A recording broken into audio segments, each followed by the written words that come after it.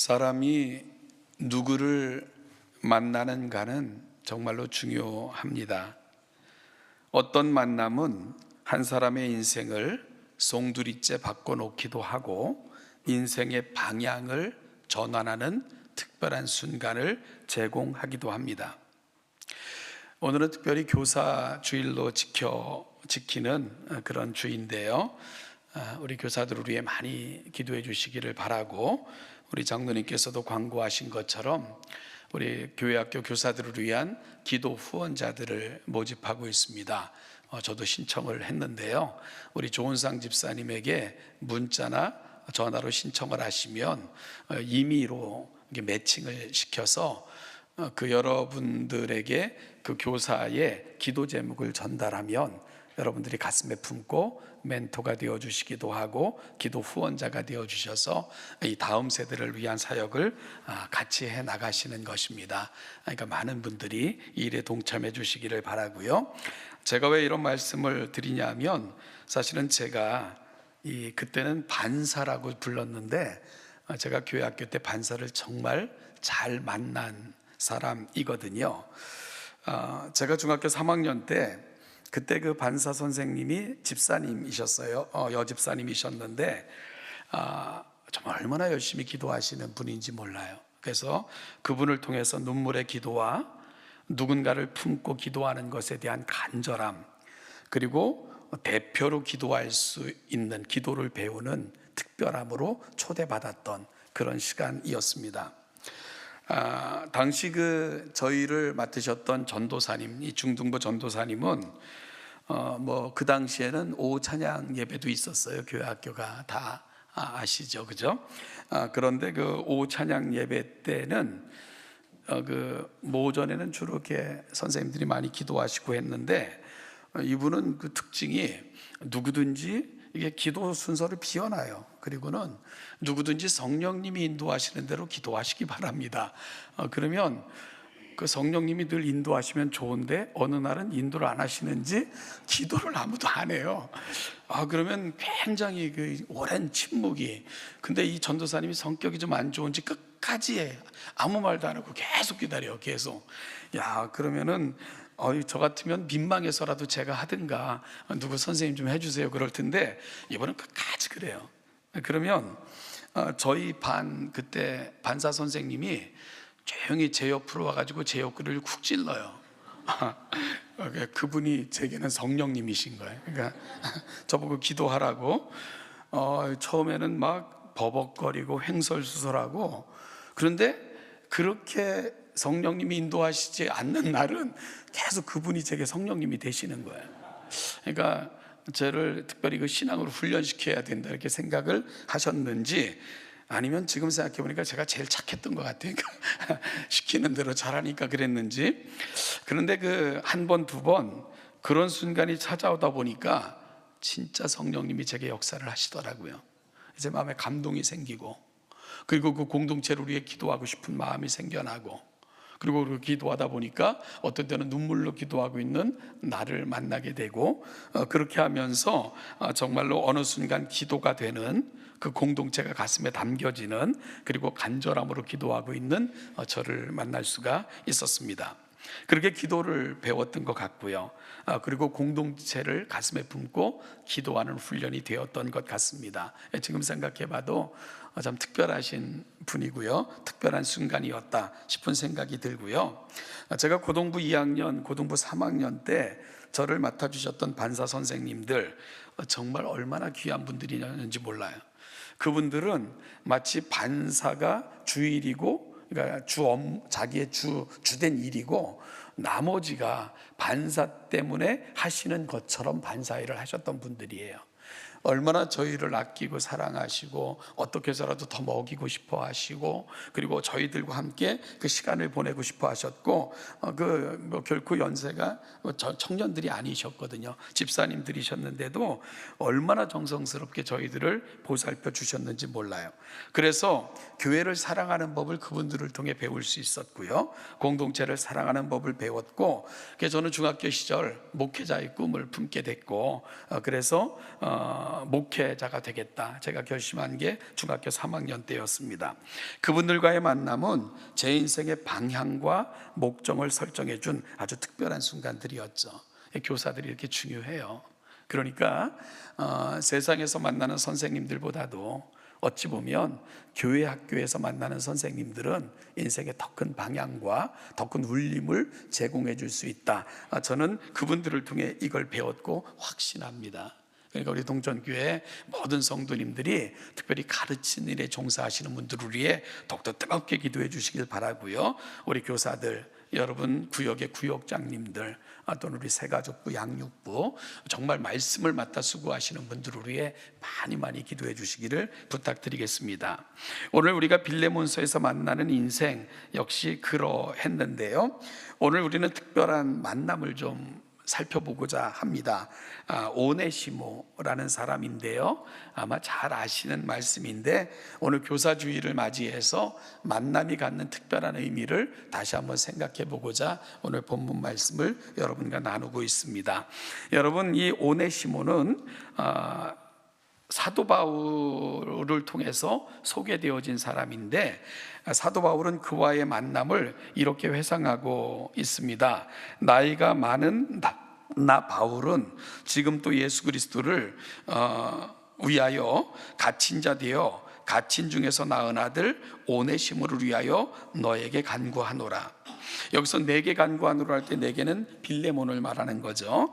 빌레몬서를 기록할 당시 사도 바울은 나이가 많이 들어 있었습니다. 빌레몬서, 신약 성경에서 서자가 붙은 책들은 전부 편지들을 의미하죠. 그러니까 이 편지를 썼을 당시 사도 바울은 이미 나이가 들어 있었을 때였고요. 또한 안타깝게도 빌레몬서를 기록할 당시 그는 감옥에 갇혀 있었습니다. 그 감옥에서 사도 바울은 아주 특별한 만남을 갖게 되는데요, 그가 갇혀 있었던 그 감옥 안으로 오네시모가 흘러 들어온 것입니다. 오네시모라는 이름은 신약 성경에 딱 2번 등장을 하는데요, 물론 빌레몬서에서는 뭐 그가라고 이야기하면서 이름만 밝히고 있진 않고 인칭 대명사로 사용되기는 하지만 오네시모라는 이름으로 쓰여진 데는 딱 2군데입니다. 골로새서 4장 9절을 보면 신실하고 사랑을 받는 형제 오네시모를 함께 보내노니 그는 너희에게서 온 사람이라 그들이 여기 일을 다 너희에게 알려주리라 하면서 한번 등장을 하고요. 또 오늘 본문 빌레몬서 1장 10절 갇힌 중에서 낳은 아들 오네시모를 위하여 너에게 간구하노라 하면서 이 이름은 딱 2번 등장하는 것을 보게 됩니다. 사도 바울이 골로새 교회에 보내는 편지에서 오네시모를 언급하면서 신실하고 사랑을 받는 형제라고 소개하고 있고요, 또한 너희에게서 온 사람이라고 말하면서 오네시모의 출신이 골로새 지역이었음을 알려줍니다. 그리고 그와의 만남은 또한 내가 갇힌 중에서 낳은 아들이라고 소개하면서 감옥에서 만났다는 것을 또한 알려주고 있죠. 사실 우리가 오네시모에 대해서 유추할 수 있는 것은 신약 성경에서도 가장 짧은 성경에 속하는 빌레몬서를 통해서 뿐입니다. 빌레몬서에 등장하는 빌레몬서에는 아주 3명의 주요한 인물들이 등장을 하는데 그 3사람은 이 편지를 보내고 있는 사도 바울, 그리고 편지를 받을 빌레몬, 그리고 이 편지를 쓰게 된 이유인 오네시모, 이 3사람이 빌레몬서에 등장하는 중요한 3명입니다. 여러분, 이 빌레몬서를 통해서 이 셋의 관계를 유추해 보면 먼저 오네시모는 빌레몬의 종이었던 것을 알게 됩니다. 오네시모를 빌레몬에게 돌려보내면서 16절에서 사도 바울은 그를 종과 같이 대하지 말고 종 이상으로 곧 사랑받는 형제로 대해달라라고 특별히 부탁하고 있기 때문입니다.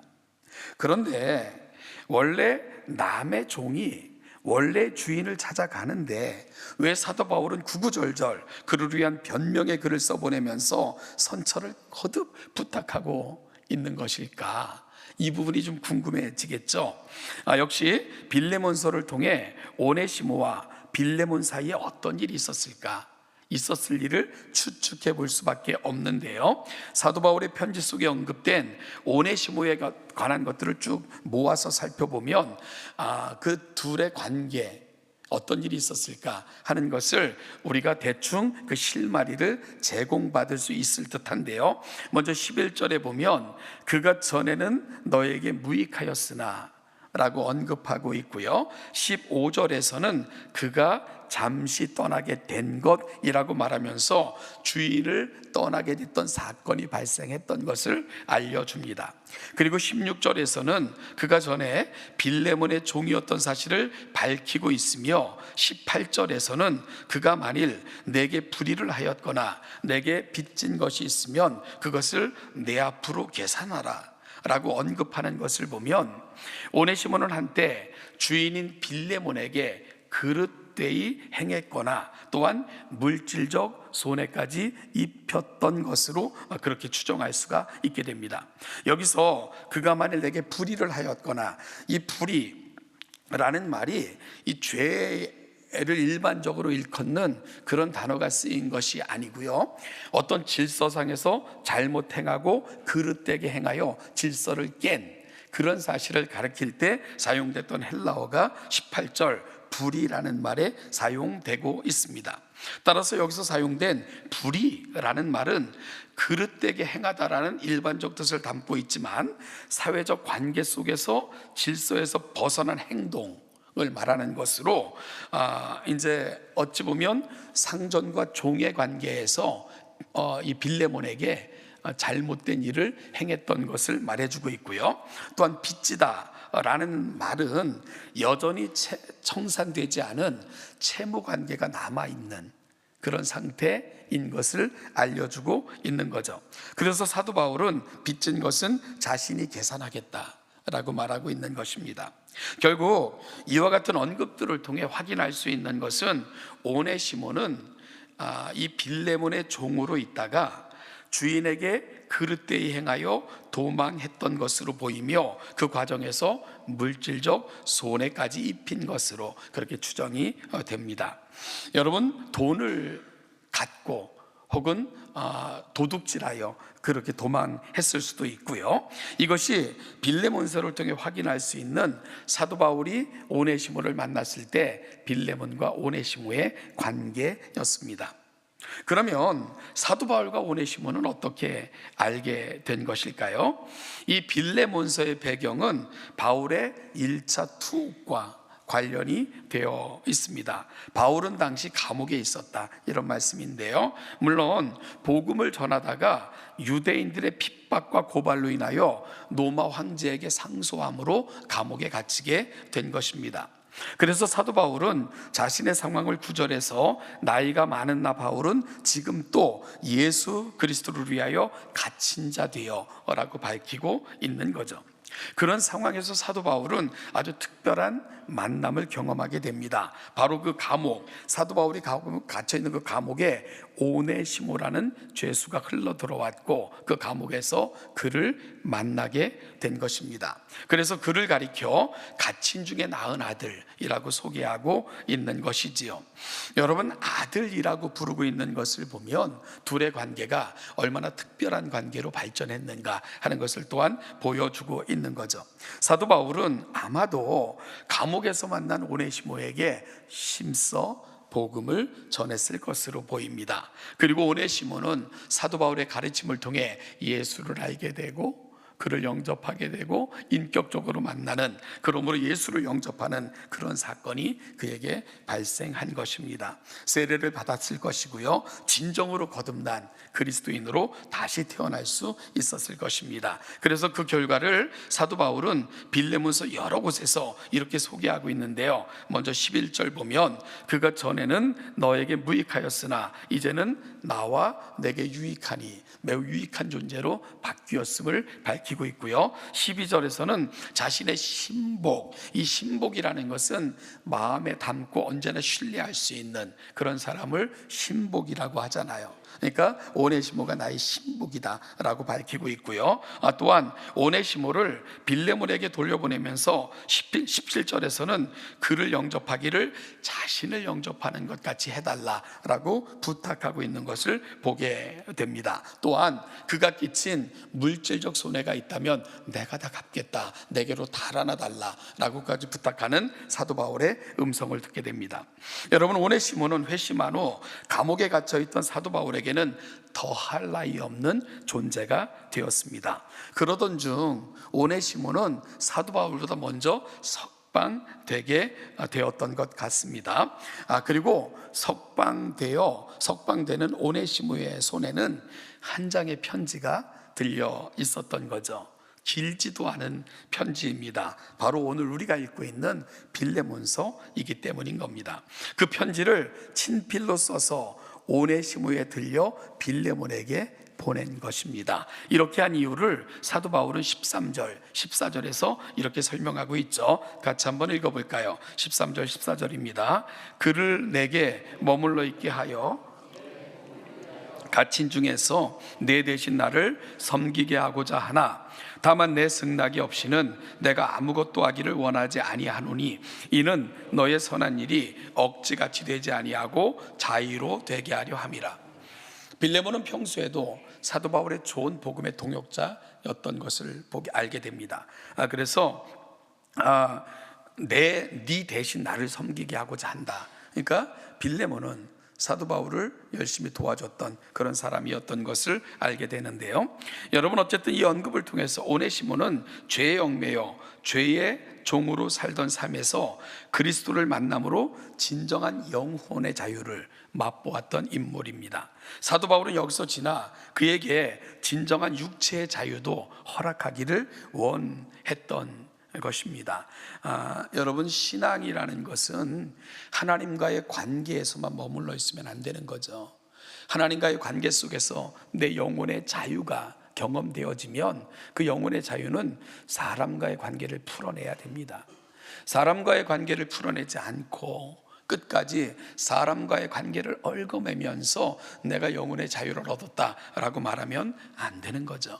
그래서 사도 바울은 그가 만난 예수 그리스도, 그 은혜가 사람과의 관계 속에서도 빛을 발하길 소망했던 거죠. 그래서 그러려면 빌레몬과의 관계를 해결해야 됐던 겁니다. 그래서 사도 바울은 아마 오네시모에게 빌레몬에게 가라, 그러면서 그에게 이런 요청을 하면서 하나의 편지를 지어 오네시모를 빌레몬에게 보내고 있는 겁니다. 사도 바울은 영혼의 자유뿐만이 아니라 관계의 자유, 육체의 자유도 오네시모에게 전해주고 싶었던 것입니다. 그래서 사도 바울은 정성껏 편지를 썼고요, 간곡한 마음으로 부탁하는 내용을 담아 오네시모의 손에 그 편지를 들려 빌레몬에게 보냈던 것입니다. 여러분, 이 편지를 들고 이제 오네시모는 빌레몬에게로 가요. 그 마음이 어땠을까? 그 당시 주인에게서 도망친 노예, 이건 죽음과 별반 다름없는 그런 상황입니다. 당시 노예의 생명은 전적으로 그의 모든 소유도 주인에게 속해 있었기 때문입니다. 그런 상황, 시대적 상황 속에서 거기다가 도망간 노예라면 아마 그 주인을 찾아가는 일이 쉽지 않았을 것입니다.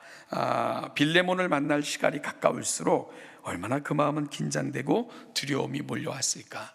나를 용서는 할까? 나를 맞아는 줄까? 나를 다정하게 대해는 줄까? 온갖 생각들이 한 걸음 한 걸음 빌레몬에게 가까워질수록 그의 마음을 초조하게 만들었을 거다라는 생각이 듭니다. 그럼에도 불구하고 오네시모는 빌레몬에게 갔을까요? 아니면 도망가면 그만이지 도망갔을까요? 오네시모는 빌레몬에게 간 거죠. 그 증거가 뭐죠? 그래서 우리가 빌레몬서를 읽고 있는 겁니다. 짧지만 이 감동적인, 너무나도 생생한 만남의 신비가 담겨있는 성경을 우리는 그래서 읽고 있는 겁니다. 그렇다면, 같다면 빌레몬은 오네시모를 어떻게 대했을까요? 일단 패고 봤을까요? 일단 받을 건 받아야지 그랬을까? 여러분, 아마 둘이 만나는 장면은 제가 이 성경을 읽으면서 묵상을 해도 좀 긴장이 됐는데, 이 두 사람의 극적인 해우는 어떤 모습이었을까 생각을 해보게 돼요. 오네시모는 용기를 내서 빌레몬에게 나아갔고요. 아마 깜짝 놀라며 당혹해하는 빌레몬 앞에 무릎을 꿇었을 것이고, 혹은 엎드려 사죄하며 용서를 구하지 않았을까 싶은 생각이 들어요. 그럴 때 놀라며 당혹해하는 빌레몬이지만 아마 그 빌레몬 앞에 오네시모는 그 품아에서 아마 한 편지를 전해줬겠죠. 떨리는 손으로 편지를 전해받은 빌레몬, 그 속에서 사도 바울을 만났겠죠. 아마도 빌레몬은 눈물로 그 편지를 읽어나가면서 오네시모를 조용히 일으켜 세웠을 것입니다. 그리고 마치 나간 아들을 영접하여 그의 모든 것을 회복시켜줬던 누가복음 15장에 등장하는 한 아버지처럼 아마 빌레몬은 오네시모를 감싸 안았을 것이고, 그리고 그의 모든 것들을 용서해 줬으리라 생각이 들어요. 그리고 빌레몬은 오네시모를 모든 사람 앞에서 이렇게 소개하지 않았을까요? 보라, 우리의 사랑하는 형제니라. 왜냐하면 사도 바울이 16절에서 그렇게 해주기를 간곡히 부탁했기 때문이거든요. 종으로서가 아니라 형제로서 좀 맞아줬으면 좋겠다, 나를 대하듯 그를 대해줬으면 좋겠다. 아마 오네시모를 빌레몬은 그렇게 대했을 것입니다. 이제 오네시모는 영혼의 자유와 육체의 자유, 모든 관계의 자유를 경험하게 됐던 것입니다. 이제 다시 오네시모는 빌레몬에게 요청했을 것 같아요. 사도 바울에게 돌아갈 수 있게 해주십시오. 그래서 그는 다시 로마로 돌아가게 됩니다. 그리고 그는 사도 바울 곁에서 사도 바울을 돌보며 교회를 오가며 충성스러운 복음의 사역자의 삶을 오네시모는 살게 되는 거죠. 그래서 우리는 이 위대한 구절을 읽게 되는 거예요. 골로새서 4장 9절입니다. 이 한 구절은 지금까지 되어진 모든 일을 요약하여 말해주는 듯한데요, 신실하고 사랑을 받는 형제 오네시모를 함께 보내노니 그는 너희에게서 온 사람이라 그들이 여기 일을 다 너희에게 알려주리라. 여러분, 오네시모가 어떻게 소개되고 있습니까? 신실하고 사랑을 받는 형제로, 그리고 사도 바울과 교회를 오고 가면서 소식을 전하여 안위하는 자로 그렇게 사역하고 있는 오네시모를 만나게 되는 겁니다. 한 사람과의 만남이 오네시모를 이렇게 바꿔 놓은 것입니다. 오네시모는 다시 로마로 돌아가 감옥에 갇힌 사도 바울의 사신으로 감옥과 교회를 오가며 교회의 필요와 사도 바울의 필요를 채워주는 하나님의 귀한 메신저 역할을 감당한 것입니다. 그는 모두에게 신실하고 사랑을 받는 형제로 그렇게 자리매김할 수 있게 되었던 거죠. 이 학교라는 말은 지식의 전달을 통해 누군가에게 영향을 주고받는 기관이라고 사전적으로 정의가 되어져요. 그래서 학교에는 선생이라는 분이 있고요, 또 학생이라는 그 관계 속에서 이루어지는 그 친밀한 지식의 오감을 통한 그 영향력, 이런 걸 학교라고 이야기하는 거죠. 그런데 이 교도소도 사실은 이 학교라는 메타포를 통해서 설립된 것으로 그렇게 이야기를 하죠. 그래서 한 곳에 누군가를 모아놓고 교화라는 과정을 통해 다시금 새로운 사람으로 바꾸어 놓으려는 그런 의도로 만든 게 교도소입니다. 그런데 이 교도소를 은어로 그냥 학교라고 이렇게 부르는 사람들도 있더라고요. 그런데 그 은어로 이 교도소를 학교라고 부르는 사람들은 조금 좋지 않은 그런 의미로 많이 사용을 하는 것 같아요. 어쨌든 교도소라는 곳은 험한 곳이죠. 뭐 억울하게 들어간 사람도 많겠지만 또 대부분의 사람들은 또 그 속에서 굉장히 어려운 관계들을 경험하기도 하지 않습니까? 그런데 어떤 사람들은 그 속에서 저기 같은 범죄자를 만나기도 하고 그들을 통해 더 악랄한 방법을 또 학습하기도 하고, 그래서 오히려 나올 때는 더 악한 모습으로 나오는 그런 경우들도 종종 있는데, 그래서 그들은 학교 다녀왔다 이러면 설명을 하기도 하는 것 같아요.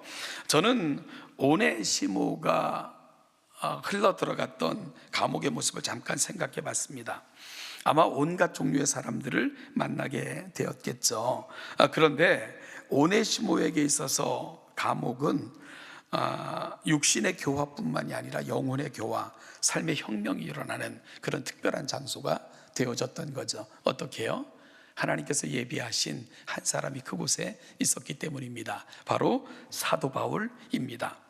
복음으로 인하여 감옥에 갇힘받은 사도 바울은 바로 그곳에 흘러들어왔던 바로 오네시모 정성껏 돌보았고 그에게 복음을 전했고, 그러므로 말미암아 예수 그리스도 그분의 희망임을 알게 해주었고, 그러므로 그 예수를 영접하게 해주어 영혼의 자유를 경험하게 해주었고, 그거로부터 얽매였던 모든 관계를 풀어내는 위대한 만남, 바로 오네시모는 감옥에서 사도 바울과의 만남을 통해 그 놀라운 감격을 경험할 수 있었던 겁니다.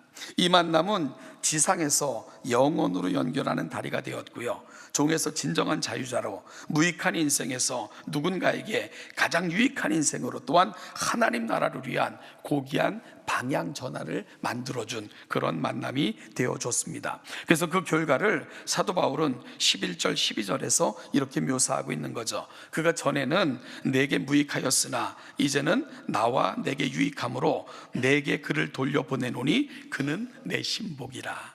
이것이 바로 그 속에서 되어졌던 오네시모의 모습을 사도 바울이 묘사하고 있는 부분입니다. 저는 이 다리, 이 브릿지, 강 사이에 놓여진 이 다리라는 말을 참 좋아합니다. 이 다리는 누군가를 한 지점에서 다른 지점으로 목표를 향해 나아갈 수 있도록 돕기 위해 그렇게 건설된 건축물이 다리 아닙니까? 따라서 전쟁 중에 적의 침입을 막기 위해, 진로를 차단하기 위해 제일 먼저 하는 게 이제 다리를 끊어버리잖아요.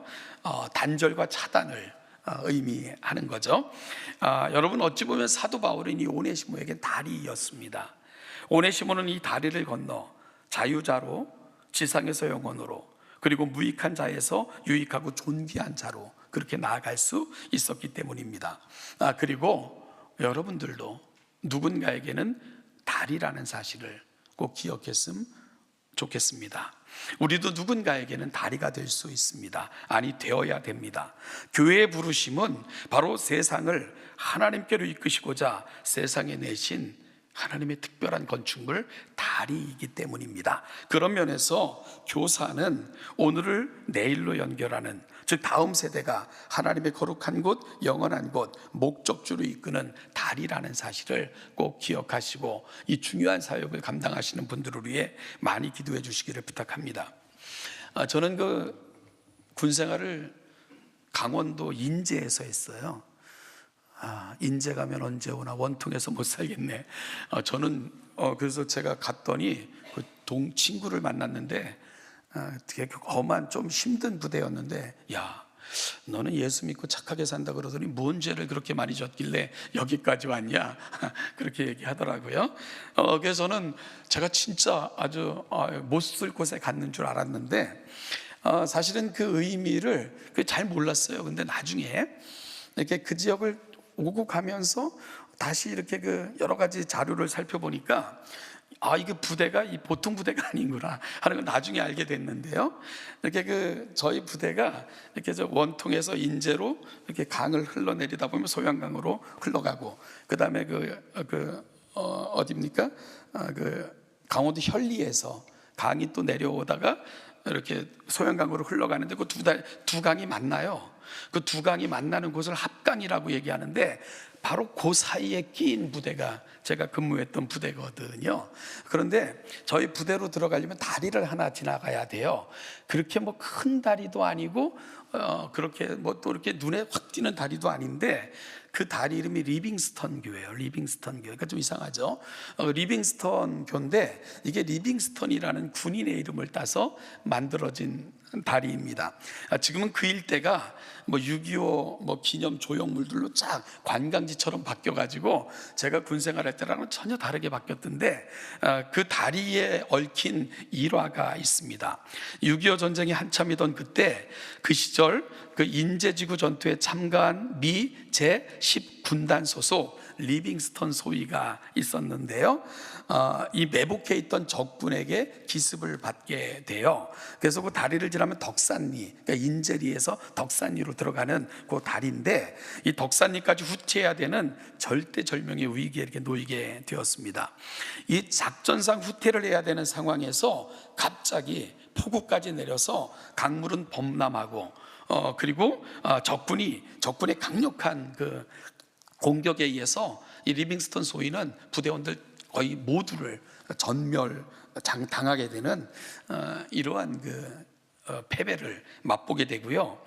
그도 중상을 입고 병원으로 후송되었는데 그 후송되어서 그 인북천이라고 얘기하던데 여기에 다리만 있었어도 이 많은 부하들이 희생되지 않았을 텐데 뭐 이런 생각을 갖고 그가 이제 결국은 그 병원에서 이제 다시 나오지 못하고 워낙 중상을 당해 죽게 되는데 유언을 남겼다는 거예요. 그 유언이 그의 부인에게 사제를 털어서라도 이곳에 다리를 하나 놔달라. 그래서 후에 그 부인이 6.25가 끝난 뒤에 1957년에 한국을 방문하고 그 남편의 유지를 받들어 그 지역을 방문하여 돈을 헌사함으로 그곳에 놓여진 다리, 그래서 그 다리가 리빙스턴교가 된 거죠. 지금 2015년도에 다시 정비돼서 그 지역 일대에 새롭게 다리가 놓여지게 됐는데요. 저는 이 리빙스턴교는 그래서 이 피의 절규가 탄생시킨 다리구나 이런 생각을 해보게 됐어요. 그래서 저는 이런 생각이 들더라고요. 교회는 리빙스턴교구나. 바로 하나님께서 이 땅에 생명을 주시고자 이 땅에 내려오셔서 피 흘리심으로 그리고 이 땅에 교회를 세우셨고, 그리고 주님께서 부탁하신 것, 세상을 나와 연결해 달라. 그것이 바로 부탁을 받은 사람들, 그렇게 세워진 기관, 교회이기 때문에 그렇습니다. 여러분, 지금도 이 다리를 지나 무수한 오네시모가 지금도 하나님 앞에 세워지고 있는 거고요. 그래서 교회는 이 다리의 역할을 충실히 감당해야 되는 거죠.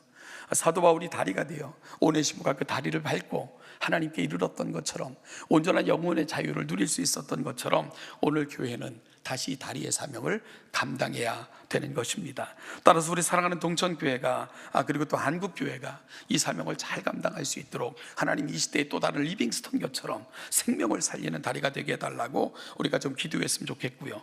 또다시 교사주의를 맞이하여 이 일을 힘써주시는 모든 분들께 감사드리고, 우리 말씀을 특별히 맡은 자들을 위해 많이 기도하심으로 오늘 사랑하는 동천교회를 통해 또한 우리들을 통해 또 다른 오네시모가 세워지는 그 역사에 아름답게 쓰임받는 우리 동천교회가 되시기를 주님의 이름으로 축복합니다. 기도하겠습니다.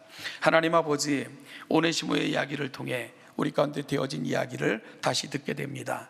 오네시모의 이야기는 그의 이야기가 아니라 지금도 쓰여진 우리의 이야기이고 쓰여질 이야기임을 다시 기억하며 또 다른 다리가 되어 이 이야기를 아름답게 만들어가는 우리 동천교회가 되게 하여 주시옵소서. 감사드리며 예수님의 이름으로 기도하옵나이다. 아멘.